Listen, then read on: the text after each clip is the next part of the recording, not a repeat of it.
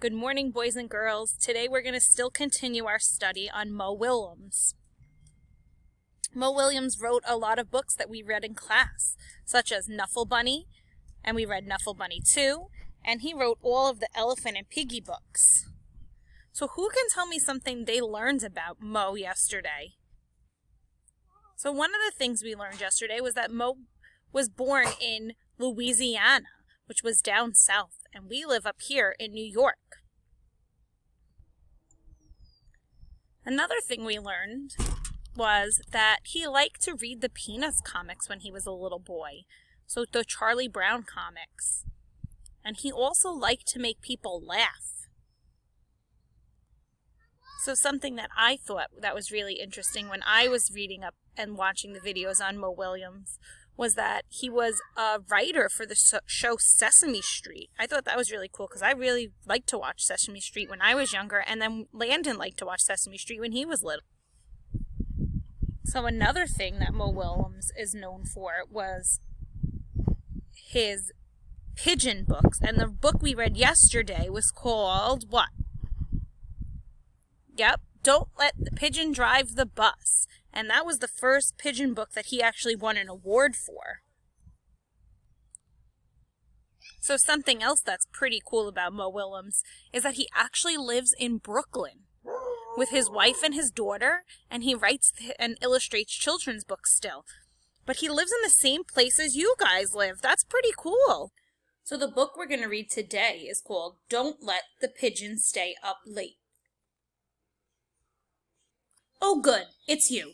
Listen, it's getting late and I need to brush my teeth. Can you do me a favor? Don't let the pigeon stay up late. Thanks. First of all, I'm not even tired. In fact, I'm in the mood for a hot dog party. What do you say? No? I hear there's a good show about birds on TV tonight. Should be very educational. How about 5 more minutes? Come on, what's 5 minutes in the grand scheme of things? What? What? I'm not tired. You know, we never get to talk anymore. Tell me about your day. Oh, I've got a great idea. We could count the stars. Can I have a glass of water? Studies show that pigeons hardly need any sleep at all. It's the middle of the day in China. I'll go to bed early tomorrow night instead. Hey, hey, ho, ho, this pigeon just won't go. Please! My bunny wants to stay up too. You can't say no to a bunny, can you? This pigeon really doesn't want to go to sleep tonight.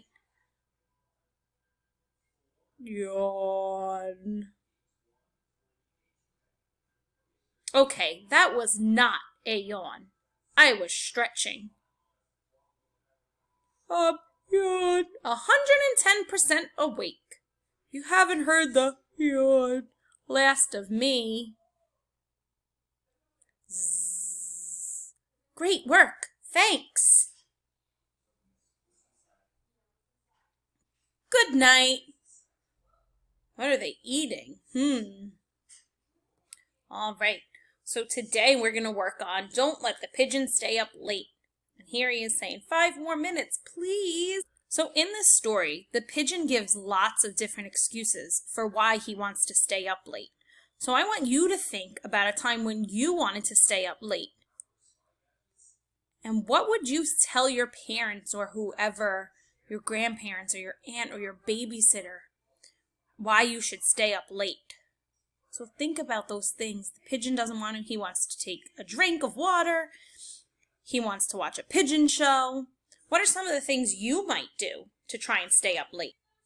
Next, your job is going to be to write a book review. Yesterday you wrote your book review on Don't Let the Pigeon Drive the Bus. Today you're going to write your book review on Don't Let the Pigeon Stay Up Late. And yesterday I wrote the author and the title for you, so I'll do that again today. And then you're going to give your book how many stars you think. 5 stars means you think this is a great book. And 1 star means you didn't really like it. So if you didn't like it, you're going to tell us why. And if you did like it, tell us why. I liked this book because. Why did you like it? Was it funny? Was it silly? Was it something that you could relate to? Do you have a text-to-self connection? Because maybe sometimes you like to stay up late and you think of things to tell your family. If someone wanted to read this book, I would tell them. So what would you tell someone if they wanted to read that book? Would you tell them it's a good book to read? Would you tell them it's not such a good book to read? You have to decide and give me a reason why. Then you're going to fill out this page. How does the pigeon feel? So you can go back and look at the book again, or you can actually go on YouTube and they have a lot of read-alouds of different people reading it, and you can draw a picture of Pigeon.